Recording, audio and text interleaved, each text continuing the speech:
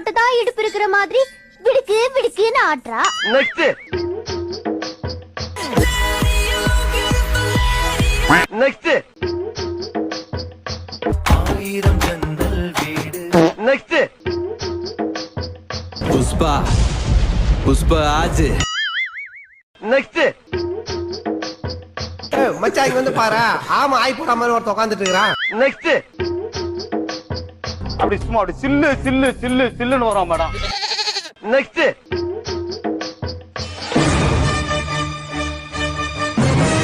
next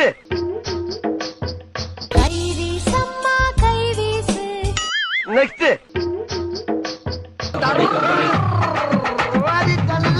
next